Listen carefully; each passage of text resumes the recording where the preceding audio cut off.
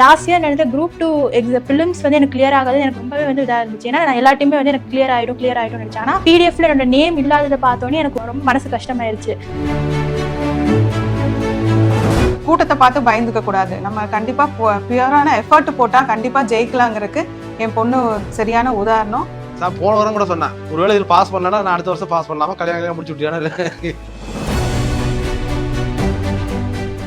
எல்லாருக்கும் வணக்கம். என்னோட பேர் நித்ய கல்யாணி. இப்போ நடந்த குரூப் 4 தேர்வில் என்னோட ஓவரால் ரேங்க் வந்து 53rd அண்ட் என்னோட டைப்பிஸ்ட் ரேங்க் வந்து நான் 8th ரேங்க்ல இருக்கேன். நான் என்னோட டிஎன்பிசி ஜேர்னியை வந்து வெராண்டா ரேஸ் கோயம்புத்தூரில் தான் ஆரம்பித்தேன். 2022 வந்து பேசிக் கிளாஸஸ் வந்து ஜாயின் பண்ணேன். அப்போ அங்கிருந்த எல்லா மென்டாஸுமே எனக்கு வந்து எல்லா லெசன்ஸுமே கிளாரிட்டியோட எடுத்தாங்க. டெஸ்ட்டு வந்து ரெகுலராக எல்லாமே நான் ஃபாலோ பண்ணுவேன். அப்புறம் வந்து லாஸ்ட் இயர் நடந்த குரூப் 4 அண்ட் குரூப் 2 எக்ஸாமில் வந்து எனக்கு கம்மியான மார்க்கில் வந்து மிஸ் ஆகிடுச்சு. அது குரூப் 2 பிலிம்ஸ் நான் வந்து கண்டிப்பாக வந்து கிடைக்கும்னு எக்ஸ்பெக்ட் பண்ணேன். ஆனால் வந்து எனக்கு கிடைக்கல. அப்போ வந்து எனக்கு நான் ரொம்ப ரொம்ப இதாக ஃபீல் பண்ணேன், ரொம்ப பேக்வேர்டாக ஃபீல் பண்ணேன்.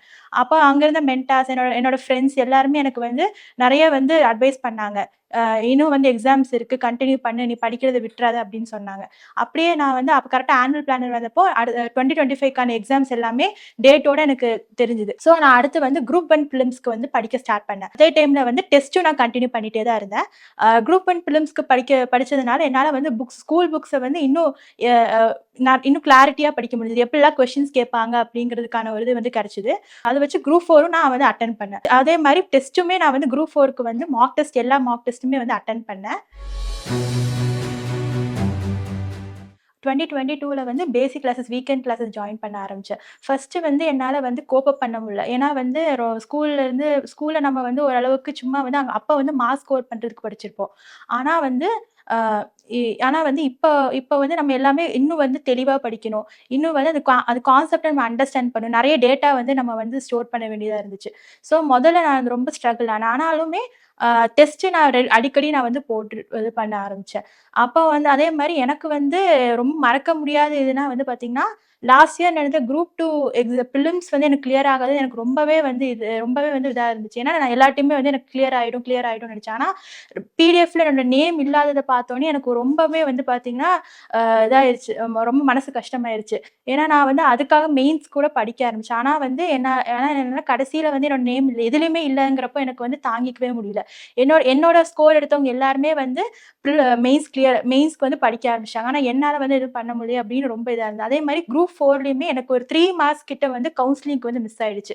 அதுவுமே வந்து சரி இன்னும் நம்ம கொஞ்சம் வந்து எஃபோர்ட் போட்டிருந்தா லாஸ்ட் டைமே நம்ம கவுன்சிலிங் போயிருக்கலாமோ அப்படின்னு ஒரு தோணுச்சு. ஆனாலுமே சரி தோல்வியில தான் நம்ம பாடம் கத்துக்க முடியுங்கிற மாரி இதுல நான் என்னென்ன மிஸ்டேக்ஸ் பண்ணனோ அத வந்து சரி பண்ணிட்டு இந்த வருஷம் வந்த எல்லா எக்ஸாமே என்னோட ஃபுல் பிரிப்பரேஷன் குடுத்தேன். எந்த மிஸ்டேக்லாம் நான் பண்ணனோ அது எல்லாமே நான் வந்து இது பண்ணேன். அதே மாரி டைம் மேனேஜ்மென்ட்ல நான் வந்து போன டைம் குரூப் 2ல கொஞ்சம் மிஸ்டேக்ஸ் பண்ணேன். அத வந்து நான் இந்த வருஷம் நடந்த எல்லா பிலிம்ஸ்லயுமே நான் வந்து டைம்க்குள்ள எல்லா கொஸ்டின்ஸையும் எப்படி வந்து டீல் பண்றதுங்கிறத தெரிஞ்சுக்கிட்டேன். அப்புறம் வந்து ப்ரீவியஸ் இயர் கொஸ்டின்ஸ் நான் நெறைய வந்து சால்வ் பண்ணேன். என்னோட இந்த சக்சஸ்க்கு வந்து முக்கியமான காரணமே ப்ரீவியஸ் இயர் கொஸ்டின்ஸ் கூட சொல்லலாம். ஏன்னா முதல்ல இருந்தே சொல்லுவாங்க ப்ரீவியஸ் இயர் கொஸ்டின்ஸ் நெறைய படிங்க அப்படின்னு சொல்லுவாங்க. அப்போ வந்து எனக்கு வந்து பெருசா அது வந்து இது இருக்காது. எப்படி கொஞ்சம் திருப்பி அதே கொஸ்டின்ஸ் வரும்னு. ஆனா லாஸ்ட் இயர் நான் கொஞ்சம் திருப்பி எடுத்து பார்க்கும்போது தான் ஒரே கொஸ்டின் வந்து ஃபார்ம் வேறையா வந்து டிஎன்பிசில வந்து எல்லா எக்ஸாம்லயும் கேட்கறாங்கன்னு தெரிஞ்சுது. அதனால ப்ரீவியஸ் இயர் கொஸ்டின் நிறைய ஃபோக்கஸ் பண்ணேன். மேத்ஸ் டெய்லியுமே நான் வந்து படிக்க ஆரம்பிச்சேன். குரூப் 1 பிலிம்ஸ்க்கு படிக்கும்போதே தமிழ் வந்து அப்படியே சைட் பை சைட் டெய்லியுமே வந்து கொஞ்சம் டைம் அலாட் பண்ணி நான் வந்து படிச்சுட்டு இருந்தேன். அப்போ அதனால எனக்கு குரூப் 1 பிலிம்ஸ் முடிஞ்சோடனே 4 வீக்ஸ் டைம் இருந்துச்சு குரூப் 4 எக்ஸாம்க்கு. நான் கொஞ்சமா டெய்லி படிச்சதுனால ஓரளவுக்கு ஸ்கூல் புக்ஸ் கவர் பண்ணேன். அதுக்கப்புறம் வந்து நிறைய கொஞ்சம் அவுட் சோர்சஸ்னா கவர்மெண்டோட கெரியர் சர்வீஸ்ல இருக்கிற மெட்டீரியல்ஸ் வந்து கொஞ்சம் படிச்சேன். அப்புறம் வந்து நிறைய ப்ரீவியஸ் இயர் கொஸ்டின்ஸ் சால்வ் பண்ணேன். அப்புறம் அதே மாரி வெராண்டா ரேஸ்ல குடுத்த டெஸ்ட் எல்லாமே அட்டெண்ட் பண்ணேன். அவங்களோட மெட்டீரியலுமே எனக்கு வந்து நிறைய யூஸ் ஆச்சு. ஜிஎஸ் பொறுத்தவரைக்கும் நான் நிறைய வந்து மெட்டீரியல் வந்து எனக்கு யூஸ் ஆச்சு. எனக்குமே வந்து நான் கொஸ்டின் பேப்பர் அங்க எக்ஸாம் ஹால்ல பார்க்குறப்போ, தமிழ் வந்து நான் பேசிக்ஸ் எல்லாமே கவர் பண்ணிட்டேன். நான் எல்லாமே எனக்கு கிடைச்ச சோர்சஸ் எல்லாமே படிச்சேன். பார்த்தப்பவே தெரிஞ்சு ரொம்ப டிஃபிகல்ட்டா தான் இருக்கு. எனக்கு அப்பவே தெரிஞ்சு ரொம்ப டிஃபிகல்ட்டா தான் இருக்க போகுது. அப்படின்னு நினைச்சேன். அதனால வந்து அங்க வந்து நம்ம எப்படி ஆப்ஷன் எலிமினேஷன் பண்ண முடியுமோ, அத நான் வந்து எலிமினேட் பண்ணி இது பண்ணேன். அப்புறம் வந்து நான் வீட்டுக்கு வந்ததுக்கப்புறம் தான் பார்த்தேன், எல்லாருமே சொன்னாங்க ரொம்ப டஃப்பா இருந்துச்சு. இந்த தடவ வந்து ஓகே நம்ம வந்து நம்மள முடிஞ்ச அளவுக்கு நம்ம பண்ணிட்டோம். இப்ப நம்ம அடுத்த எக்ஸாம் ஃபோக்கஸ் பண்ணணும். குரூப் 2 எக்ஸாம்ஸ்க்கு ஃபோக்கஸ் பண்ணணும். இது வரப்போ வரட்டும் அப்படின்னு நான் விட்டு நான் அடுத்த குரூப் 2 எக்ஸாம்ஸ்க்கு வந்து படிக்க ஆரம்பிச்சுட்டேன். ஆன்சர் கீ செக் பண்ணப்போ ஓகே நம்ம ஓரளவுக்கு வந்து சேஃப் ஜோன்ல இருக்கோம் அப்படின்னு வந்து எனக்கு தெரிஞ்சுது.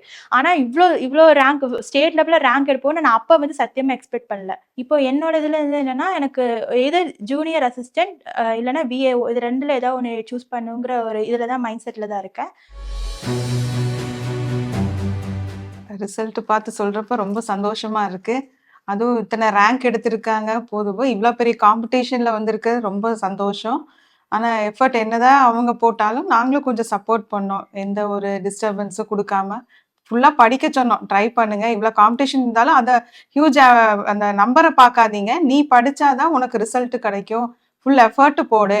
அந்த கூட்டத்த பார்த்து பயந்துக்க கூடாது. நம்ம கண்டிப்பா பியூரான எஃபர்ட் போட்டா கண்டிப்பா ஜெயிக்கலாங்கிறதுக்கு என் பொண்ணு சரியான உதாரணம். அதே மாரி ரேஸ்லயும் சேர்ந்து அவங்களும் ரொம்ப சப்போர்ட் பண்ணாங்க.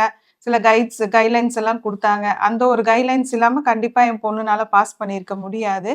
இருந்தாலும் உங்க எல்லாத்துக்கும் சொல்றது என்னன்னா, யாருனாலும் சரி தோல்விய கண்டு பயக்காதீங்க. அது வந்து போராடணும். வெற்றி கிடைக்கிற வரைக்கும் நம்ம கடைசி வரைக்கும் போராடினோம்னா, வெற்றி நம்மளுக்கு கண்டிப்பா கிடைக்கும். அப்படிங்கிறத நான் சொல்லிக்கிறேன். யுக்தி ப்ரோகிராம் நிஜமாலே எனக்கு யூஸ்ஃபுல்லா இருந்துச்சு. என்னன்னா, டெய்லி அப்போ வந்து எங்களுக்கு வந்து முன்னாடி நாளே மெட்டீரியல் குடுத்துருவாங்க. போத் ஃபார் ஜிஎஸ் அப்புறம் வந்து Tamil and maths Tamil and maths வந்து ஆல்டர்னேட்டிவ் டேஸ்ல இருக்கும். அப்போ வந்து அது குடுக்குறப்போ எனக்கு டெய்லியுமே மேத்ஸ் பிராக்டிஸ் இருந்துச்சு. அப்போ வந்து நான் டெய்லியுமே மேத்ஸ் வந்து 2 ஹவர்ஸ் கிட்ட போடுறப்போ எனக்கே வந்து ஸ்கோர் இன்க்ரீஸ் ஆனது தெரிஞ்சு. ஏன்னா முதல்ல நான் மேத்ஸ்ல ரொம்பவே கம்மியா ஸ்கோர் பண்ணிட்டு இருந்தேன். ரொம்ப ஈஸியா இருந்தாலுமே என்னோட கேர்லெஸ் மிஸ்டேக் தான் நான் ரொம்பவே கம்மியா ஸ்கோர் பண்ணிட்டு இருந்தேன். ஆனா டெய்லி பிராக்டிஸ் பண்ண மேத்ஸ் வந்து எனக்கு ஸ்கோர் வந்து அதிகமா ஆரம்பிச்சு. டைம் அண்ட் ஒர்க்லாம் வந்து பார்த்தீங்கன்னா, ஃபர்ஸ்ட் நான் பார்த்தாலே ரொம்ப பயப்படுவேன். ரொம்ப கஷ்டமா இருக்கும். ஆனா நான் வந்து அத பிராக்டிஸ் பண்ண தான் டைம் அண்ட் ஒர்க்குமே ரொம்ப ஈஸி தான். நம்ம அந்த கான்செப்ட்ட புரிஞ்சுக்கிட்டா போதும் ரொம்ப ஈஸி அப்படிங்கிறது தெரிஞ்சது. அதே மாரி ஜிஎஸ் ஜெனரல் ஸ்டடீஸ்லயுமே வந்து கொஸ்டின்ஸ்லாம் எப்படி வரும்? நம்ம வந்து ஜிஎஸ் வந்து காமன் எல்லாமே படிச்சிருப்போம். ஆனா அங்க வந்து நமக்கு எப்படி கொஸ்டின்ஸ் வரும்? எதெல்லாம் நம்ம படிக்கணும்? எதெல்லாம் நம்ம படிக்கக்கூடாதுன்னு வந்து எனக்கு காட்டுனதே எக்ஸ்ட்ரீம் சர்க்கிள்ல வந்த கொஸ்டின்ஸ் தான். ஜெனரல் ஸ்டடீஸ்ல வந்து மேக்ஸிமம் வந்து நான் இன்னும் நெறைய படிக்க ஆரம்பிச்சதே வந்து அந்த யுக்தி எக்ஸ்ட்ரீம் சர்க்கிள்னால மட்டும் தான். என்னுடைய சப்போர்ட்னா நான் அவ்வளோ ரொம்ப டிஸ்டர்ப் பண்ணல வரணும்ல. அவளா படித்தேன். போன வாரம் கூட சொன்னேன். லைட்டாக கேட்டேன். என்ன கேட்டேன்னா, ஒருவேளை இதில் பாஸ் பண்ணலன்னா நான் அடுத்த வருஷம் பாஸ் பண்ணலாமா? கல்யாணம் முடிச்சு விட்டியானா? போன வாரம் ஒரு 10 நாள் கூட கேட்டா. அந்த படிக்கும்போது கூட கேட்டுதான். இல்லை அதெல்லாம் இல்லை நீ படி அப்படின்னு தான் சொன்னேன். அப்புறம் உங்கள் நான் ஆக்சுவலி மேக்ஸ் டீச்சர். உங்கள் மேக்ஸ் பார்த்துருக்கேன். அதில் ஒவ்வொரு டாப்பிக்லையுமே அந்த ப்ராப்ளம்ஸ் வந்து ஒவ்வொரு குரூப்பாக பிரிச்சிருப்பீங்க. ஃபர்ஸ்ட் டைப் 1, டைப் 2, டைப் 3ன்னு அது கன்ஃபியூஸ் ஆகாமல் இருக்கு. நான் நல்லா அனலைஸ் பண்ணி பார்த்தேன். அப்புறம் நாங்கள் பார்க்கும்போதெல்லாம் நிறைய இந்த யூடியூப்ல சார் தான் நிறைய பேர் பார்த்துருக்கேன். சொன்ன மாதிரி சார் வந்து பார்க்கும்போதே உங்களை பார்த்த மாதிரிங்கிறது அவர் தான் சொன்னார்.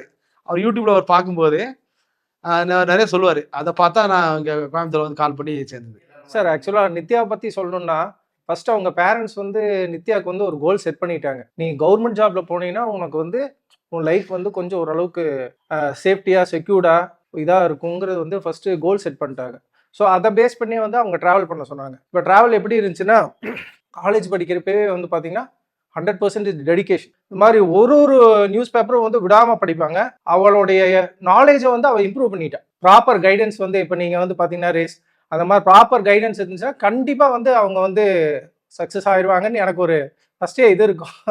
ஓவரால் ஸ்டேட்டில் வந்து இந்த ரேங்க்னு சொல்கிறப்போ வந்து உண்மையாலுமே ரொம்ப சந்தோஷமாக இருந்துச்சு. மென்டார்ஸ் வந்து நான் ஒருத்தர் நம்ம சொல்ல முடியாது. எல்லாருமே ரைட் ஃப்ரம் வந்து கோஆர்டினேட்டர் மேம் லாவண்யா மேம்ல இருந்து எல்லாருமே டிஎஸ் சார் ஆகட்டும் சரி, ஆனந்த் சார் இந்த மாதிரி எல்லாருமே வந்து எனக்கு வந்து ஒவ்வொரு டைம்லயும் வந்து எனக்கு சப்போர்ட்டிவா இருந்திருக்காங்க. எனக்கு வந்து ஏதாவது டவுட் இருந்தா அப்பவே எனக்கு கிளியர் பண்ணி கொடுத்துருவாங்க. அவங்களுக்கு என்ன இது ஒர்க் இருந்தாலுமே நான் டவுட்னு கேட்கறப்ப எனக்கு அப்பவே கிளியர் பண்ணி கொடுத்துருவாங்க. நான் வந்து எல்லா ஸ்டாஃப்ஸ்க்குமே நான் வந்து ரொம்பவே தேங்க் பண்றேன். ஏன்னா எல்லாருமே எனக்கு வந்து ஏதோ ஒரு விதத்துல வந்து எனக்கு வந்து ஹெல்ப் பண்ணியிருக்காங்க. வந்து ஆனந்த் சார் அவருக்கு வந்து எனக்கு வந்து பாலிட்டி ரொம்ப கிளாரிட்டியா வந்து எடுத்து கொடுத்தாரு. அப்புறம் இளங்கோவன் சார் அவர் வந்து எனக்கு தமிழ் வந்து நல்லா சொல்லி கொடுத்தாரு. புகழ் சார், அப்புறம் வந்து வேலுமணி மேம், கிருத்திகா மேம், இவங்க எல்லாருக்குமே நான் ரொம்பவே தேங்க் பண்ணிக்கிறேன்.